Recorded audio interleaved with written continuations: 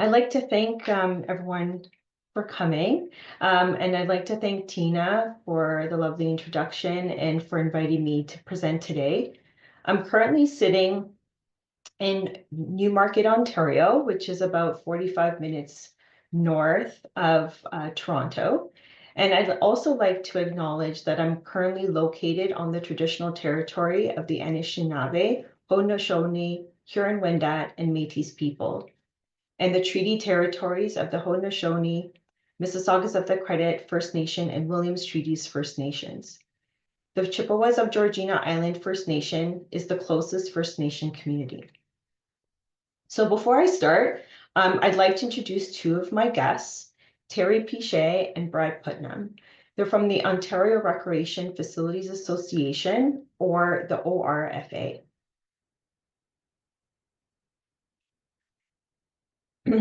The Ontario Recreation Facilities Association is a not-for-profit association that was created in 1947 as the Ontario Arenas Association. Their mission is to provide leadership in the development and delivery of innovative training and education programs, value-added services, and quality products for the benefit of the recreation facilities profession.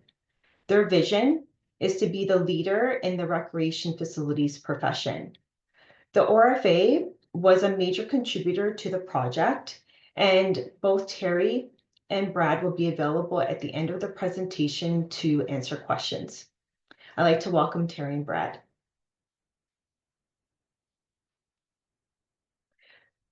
So what I'd like to cover today is to first frame the issue.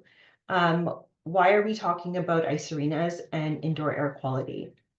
Next, I provide an overview of the practical guide for public health inspectors inspecting indoor air quality in ice arenas, and providing highlights of a survey of Ontario ice arena operators. We'll end the presentation with strengths, threats, and opportunities, and a conclusion. Okay, so let's get started. Ice arenas are part of the fabric of the community in the Canadian culture. It's enjoyed by all ages, recreationally, and for competitive sports like hockey, ringette, and figure skating. It's frequented by both athletes and their spectators. But we also have to remember it's also a place of employment. I've inspected many arenas over the years, and it's been, other than the actual inspections, that they were quite interesting. I've also run into competitive figure skating teams, a NHL hockey player or two. I've also enjoyed talking to the operators themselves. There's been operators I've spoken to that are working in the very arena that they used to play in as children and have worked there for decades. Some operators who hate the cold, but still show up to work every day, often with a coffee cup in hand or on their desk. Most operators are trying to stay warm during their job. So, but lots of great stories of they really, get to see many of the individuals of their communities on a day-to-day basis. However, ice arenas can experience poor indoor air quality. Fuel-powered equipment used indoors to maintain the ice, like ice resurfacers and edgers, emit carbon monoxide and nitrogen dioxide.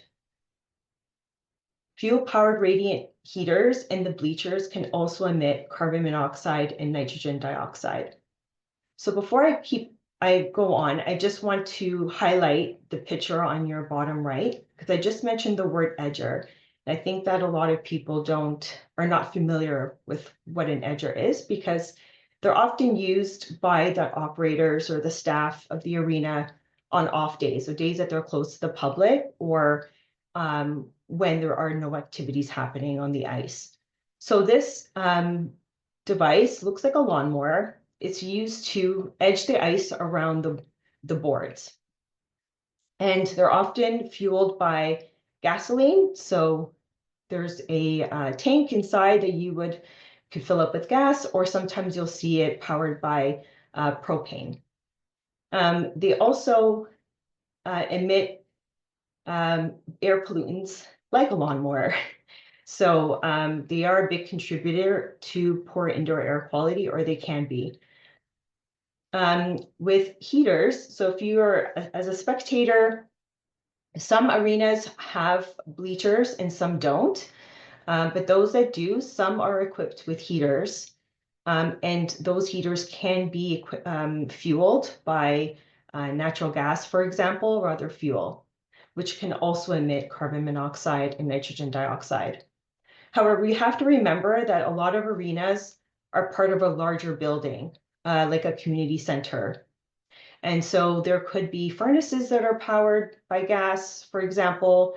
There could be kitchens, restaurants will have utilized gas stoves.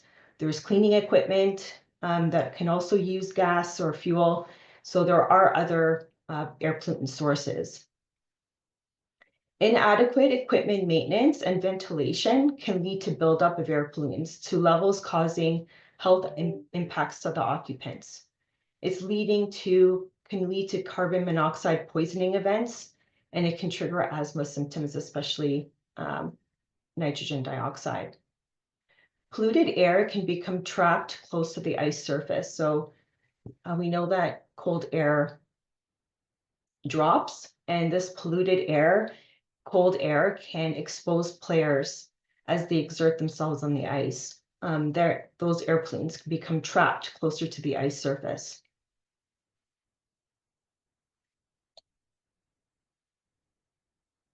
Here's a selection of newspaper or news articles highlighting unfortunate events where players have felt adverse health impacts of poor indoor air quality in ice arenas, and at sometimes hospitalizations as well. These articles range in time frame from 2018 to 2024. Just as recent as in December across Canada. These is just a selection. Most of these included high levels of carbon monoxide, but I didn't include those that were related to ammonia leaks. So those are related to the room where they would have all of the equipment to basically make the ice. So the compressor room. And so there have been reports of ammonia leaks as well. And so this is showing what happens when indoor air quality is not managed properly in ice arenas.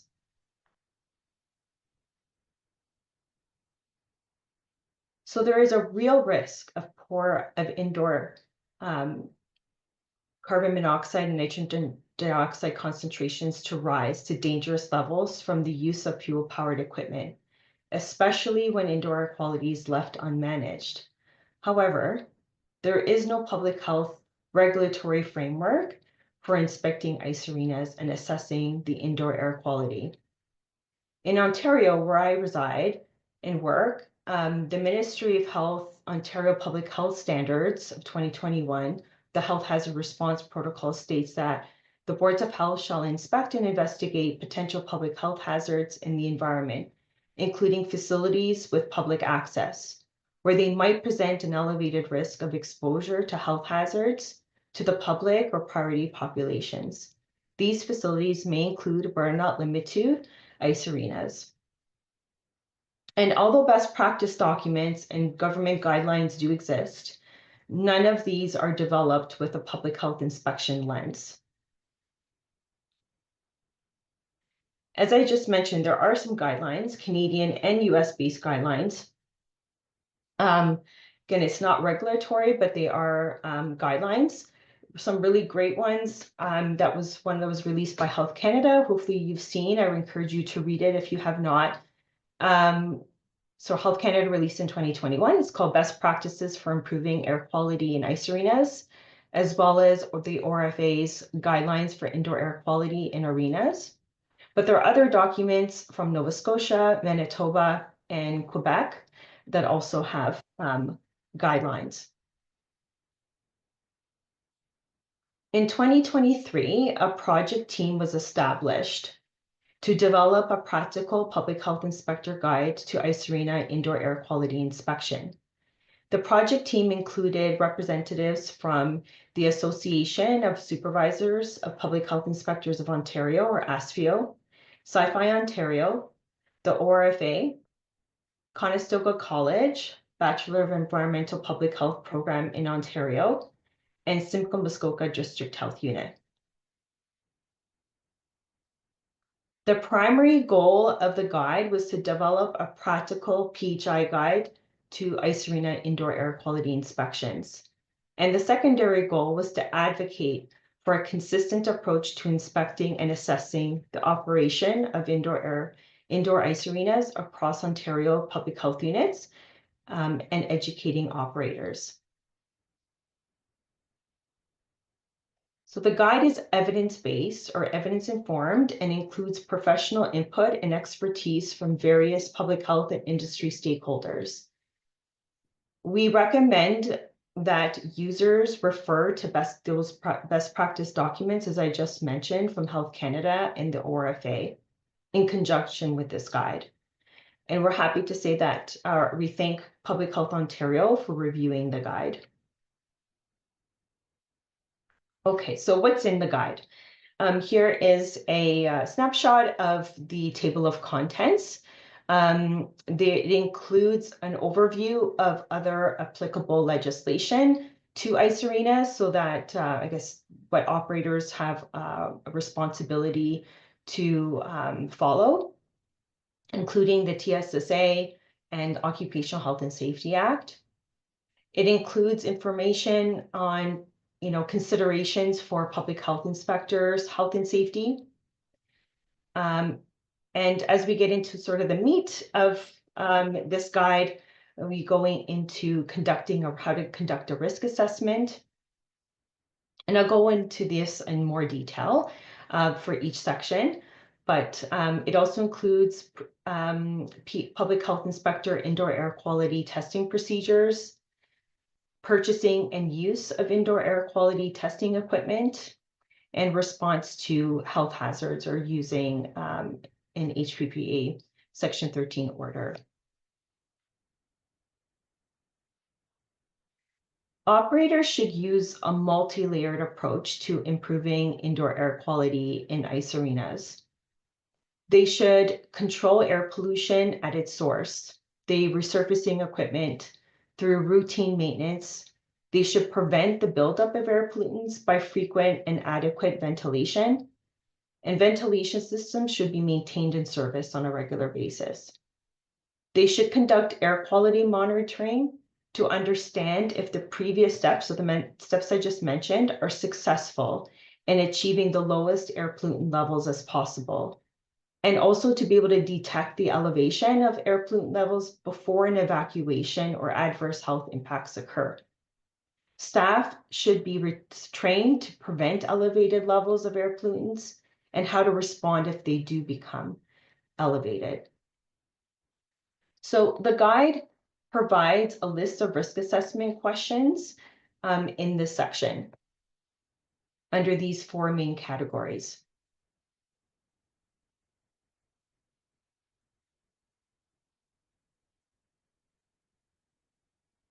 These risk assessment questions will help the public health inspector to determine how well the operator has incorporated best practices into their standard operating procedures. It helps guide education and recommendations. So these questions, these risk assessment questions, are highlighted using a call out boxes in green. And this section provides further context to each of these questions. You will also notice that there are appendices referred to in this section as well. This is a list of the appendices of the guide. They provide provide examples to help provide context to the risk assessment and the recommendations. The first appendix provides a high-level overview of the survey of Ontario ice arena operators, which I'll highlight in the next few minutes. Appendix B provides an example of an exhaust emissions test certificate for an ice resurfacer. So the ice resurfacer, a lot of people would, when they think of ice resurfacer, they think Zamboni or Olympia, which are just the name of the manufacturer, but the general name is ice resurfacer. They do need to have they should have an emissions test done at least once a year. And these certificates will have indicate the date, the model or the information about the ice arena and the ice resurfacer, but also more importantly, again, is the pass or fail. But what else is this exhaust emissions test telling you?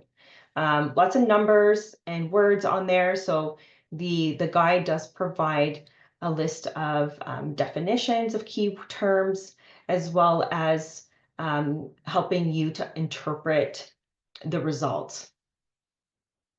I have looked at, and we have looked at exhaust emissions tests that indicated a pass. But then when we looked at them further and looked closely at the numbers, the values, we noticed that they were actually higher than industry recommendations. So I think that would warrant a call to the technician and or to Olympia or Zamboni, depending on who the manufacturer is, to get some more clarification on that point.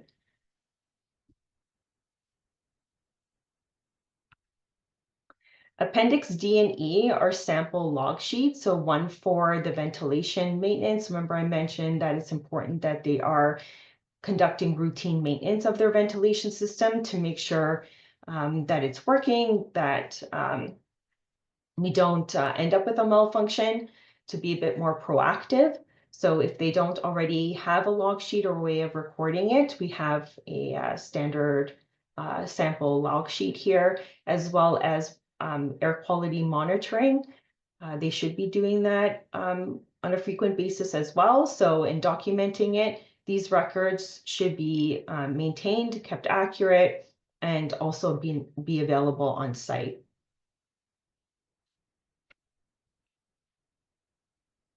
The last two appendices are Appendix F and G. F are actions in response to elevated air pollutant levels.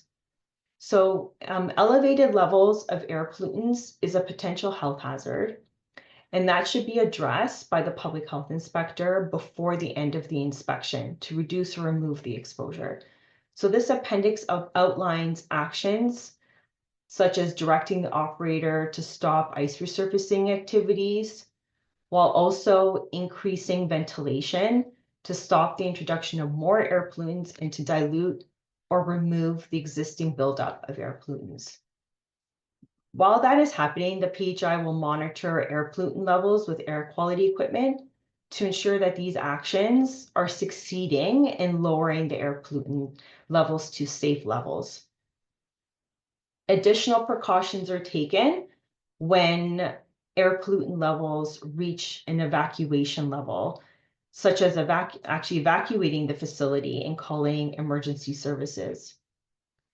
Appendix G provides a list of carbon monoxide and nitrogen dioxide exposure limits from various jurisdictions. So those guidelines that I had mentioned before at the top of the presentation, because the guide does not give recommendations on what concentration a public health authority or health unit should set as their recommended action level or evacuation levels for CO or NO2. However, this appendix lists the levels by various Canadian US guidelines, as I mentioned. When it comes to setting those levels, the recommended action and evacuation levels. You also have to consider what indoor air quality equipment is available or you're using, because that'll help also inform that decision. Okay, so now I've reviewed, I have provided an overview of what to expect, what you can find in the guide. I'd like to go over the highlights of the survey of Ontario ice arena operators. So this survey, the project team partnered with Conestoga College, the Bachelor of Environmental Public Health program, to survey Ontario ice arena operators and develop the survey questions, disseminate the survey, analyze the results, and write the final report. So we got to work with two great students to help us do that. The purpose of the survey was to better understand the challenges faced by operators and the practices associated with maintaining indoor air quality in ice arenas. The survey had 27 questions in total, ranging from demographics, current air quality sampling strategies, their policies and training, current equipment, and practices related to air quality. It was actually pilot tested with 3 ice arena operators, and the survey did pass an ethics review and approval by the REB of Conestoga College. There are, according to the ORFA, there's approximately 1,000 ice arenas in Ontario. We had 158 respondents. The survey was distributed through the ORFA's listserv. However, ORFA's listserv includes those who don't, they do run recreational facilities, but they may not be not all of their members operate ice arenas. So we weren't sure of the reach. We also sent it through the Sci-Fi listserv to encourage public health units to get their operators to complete the survey. At the end, we did get 158 respondents.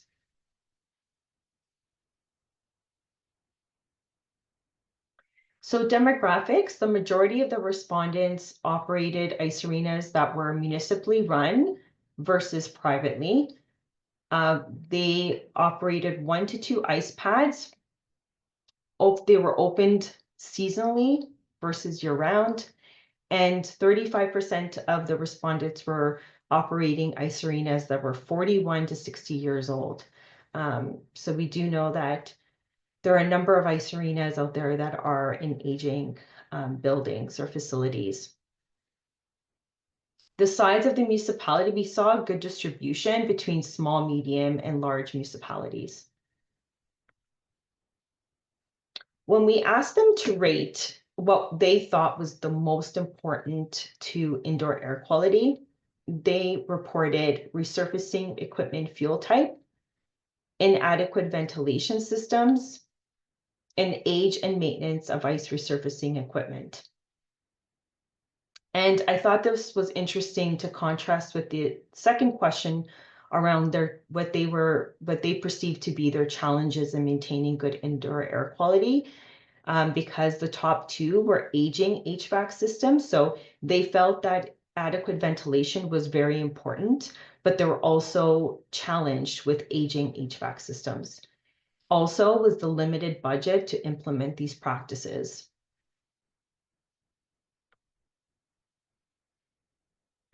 So there was a question around making the switch to electric powered equipment. So really, this is a great advancement in the industry, removing the source of the air pollutants by switching to electric powered ice resurfacers and edgers. But what we saw is that there was a greater uptake of electric powered edgers versus ice resurfacers. So we're seeing 60% of those respondents reported using electric powered edgers versus 18% that were using electric powered ice resurfacers. Now, I think this is a low-hanging fruit. When electric ice resurfacers first came onto the market, I did hear some concerns from operators around battery life. If they're resurfacing the ice like every hour or every couple hours, and they operated more than one ice pad, they wanted to make sure that the equipment was available anytime they needed to use it and wasn't still needing a longer charge time. Edgers are not used as frequently, and they're much less expensive to purchase. It's a smaller budgetary commitment. So, and it's important to remember that they do contribute significantly to air pollutant levels. So it's good to see. However, even asking them, okay, so you haven't made the switch, when do you plan to make the switch? And we did see that 45 and 40%, 6% were planning to make the switch in the next 5 years. And when speaking to Olympia and Zamboni, they both agree that they are expecting to see an upwards trend where many arenas will make the switch in the next 10 years. And this may be important for those arenas run by municipalities because they may look at investment in electric powered equipment as part of their climate change mitigation adaptation strategies.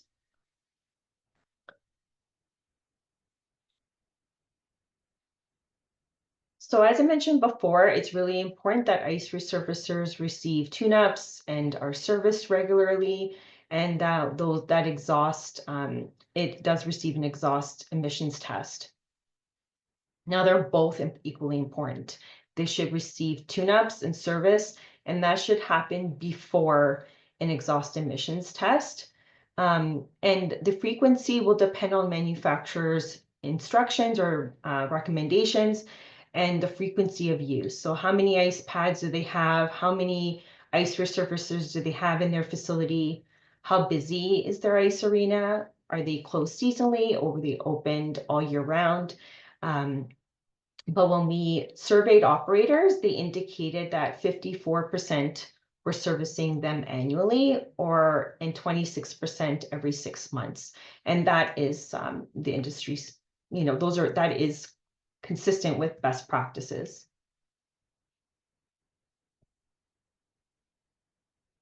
We then asked them about how they were monitoring indoor air quality levels. The majority use continuous air monitoring systems versus portable equipment. So continuously means that they don't have to rely on spot checks. They can easily check the air pollutant levels in real time, and they can also be linked to the ventilation system with alarms. Portable equipment, on the other hand, relies on staff training and their time and for them to remember to do it. They should be doing it on a weekly basis if they're not using continuous air monitoring systems. Regardless of whether it's portable or continuous, all air quality equipment must be calibrated and the sensors need to be replaced periodically. And so what we saw also was that 19% of those surveyed did not measure carbon monoxide and 43% do not measure NO2.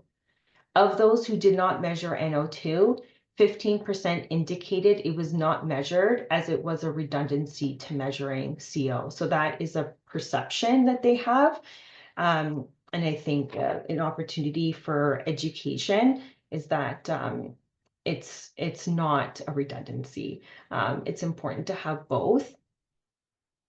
But we are seeing, again, a majority using the continuous air monitoring systems. The next question is around the method they use to activate the ventilation system. So these are the pictures here. You'll see, might be hard to tell, but the top one is a fan, and the second one are louvers that open. So these fans and louvers draw air pollutants out of the building and draw fresh air in. They should be operated every time the Zamboni or ice resurfacer enter or is on the ice, or when using the edger especially. Ice arenas are constantly fighting, though, the elements to ensure quality ice. So humidity and temperature fluctuations are not their friend. So it could be a deterrent to ventilating, but we really do need that balance to achieve good air quality as well. So some arenas have equipped their ice resurfacer with a sensor so that when it drives over the threshold onto the ice pad, the ventilation system automatically turns on. So you're not having to rely on a person to remember to turn on the ventilation system using the manual switch, which is least preferred. And that was 23% of respondents indicated that this is their method. And this was more associated with older arenas. However, 43% use a combination of ice resurfacer operation. So that's what I meant about that sensor, or automated CO sensor. So if they have a CO sensor, if it's sensing a certain level, whatever that level has been set at, if it's reached, it will turn on the ventilation system, or it's in continuous use during operational hours.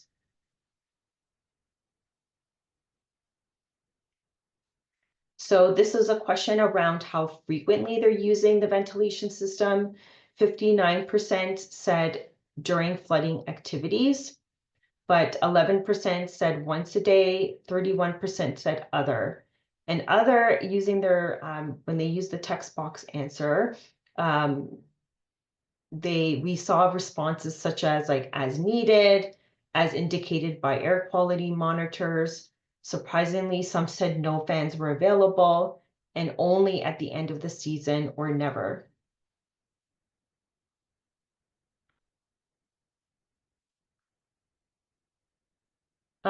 One of the last questions we asked, or I'll highlight today, is their staff training. So what areas did they focus on for staff training? And here they were rated from, and here are the top three. So 89% on proper use and maintenance of ice resurfacing equipment or edgers. Means staff are often, that's part of a large part of their role is using this equipment. So that's no surprise. Proper use of the ventilation system and facility emergency response procedures for poor indoor air quality incidents. So the strengths that we're seeing is that many ice arena operators are conducting routine maintenance of ventilation equipment and ice resurfacing equipment. They are operating ventilation systems during and after ice flooding activities. Many have installed continuous air quality monitoring equipment, and we are seeing an uptake in adoption of electric-powered ice resurfacing equipment. However, not all, as you can see from the survey results, have adopted best practices around routine maintenance of ice resurfacing and ventilation equipment. Routine maintenance helps prevent equipment malfunctions, which could result in elevated emissions of air pollutant gases. So we've seen that accidents have happened, that there have been reports of hospitalizations or adverse health effects from elevated levels of air pollutants. So we want to see a majority or as many as possible that have adopted these best practices. We do see gaps in air quality monitoring in some arenas. Routine air sampling is a critical step in determining if standard operating procedures are effective in achieving acceptable indoor air quality levels or detecting elevated levels. And activating action plans to reduce exposure to occupants. Ice arena operators are often faced with budgetary constraints, aging infrastructure, and a lack of comprehensive training of staff. Arenas continue to rely on fuel-powered ice resurfacing equipment and radiant heaters.